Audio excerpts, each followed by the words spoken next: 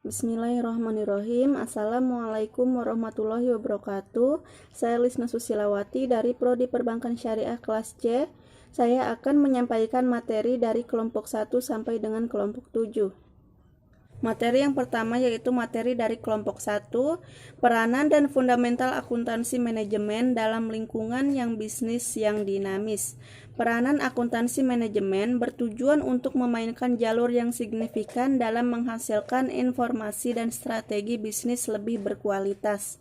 Pelaporan akuntansi manajemen reguler untuk kontrol manajemen, mengevaluasi serta memprioritaskan berbagai proyek peningkatan kualitas, akan memberikan informasi penting dalam mengevaluasi peningkatan kinerja laba.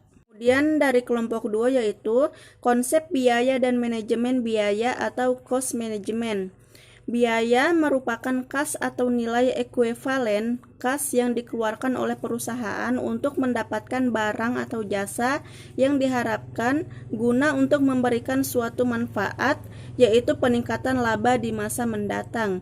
Sedangkan manajemen biaya adalah sistem yang didesain sedemikian rupa untuk memberikan informasi bagi manajemen organisasi untuk mengidentifikasi berbagai peluang untuk perencanaan strategi, penyempurnaan dan pembuatan keputusan operasional mengenai pengadaan dan penggunaan sumber daya yang diperlukan oleh organisasi.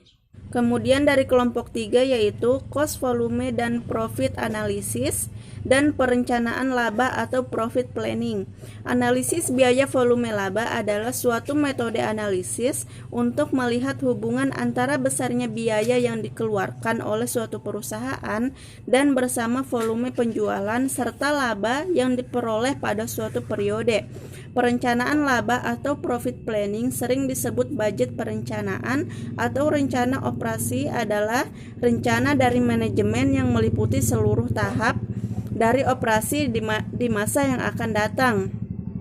Untuk mencapai tujuan perusahaan dibagi ke dalam dua jenis, yaitu rencana jangka pendek dan rencana jangka panjang, digambarkan secara kuantitatif dalam bentuk laporan keuangan. Materi dari kelompok 4 yaitu perencanaan laba multiproduk entity. Perencanaan laba merupakan rencana kerja yang telah diperhitungkan dengan cermat, di mana implikasi keuangannya dinyatakan dalam bentuk proyeksi perhitungan rugi laba, neraca, kas, dan modal kerja untuk jangka panjang dan jangka pendek.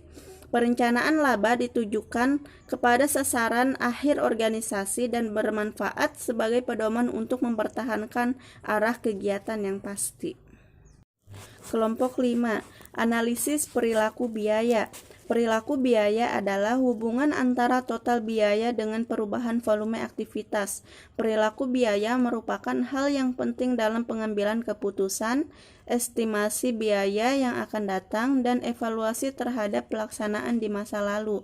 Biaya dapat dikelompokkan menjadi 3 yaitu biaya tetap, biaya variabel, dan biaya non-variabel. Sekarang dari kelompok 6 adalah analisis pengambilan keputusan jangka pendek atau marketing aspek. Dalam pengambilan keputusan jangka pendek, kita perlu perencanaan baik dari sisi pemasaran dan produksi.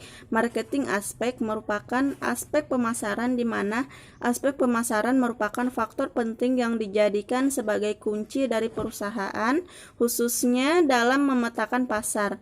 Analisis aspek pemasaran dilakukan untuk melihat dan menganalisis kebutuhan pasar agar strategi pemasaran yang akan dirancang sesuai dengan kondisi sebenarnya. Kemudian yang terakhir adalah dari kelompok 7, analisis pengambilan keputusan jangka pendek atau production aspect. Aspek produksi merupakan perencanaan produk yang akan diproduksi. Pada aspek pemasaran telah dirumuskan jenis produk yang akan dihasilkan harus sesuai dengan potensi diri yang dimiliki.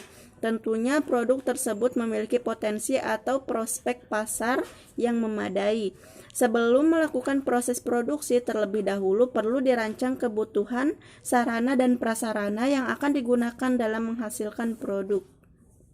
Itulah materi dari kelompok 1 sampai kelompok 7 yang dapat saya sampaikan. Saya ucapkan terima kasih. Wassalamualaikum warahmatullahi wabarakatuh.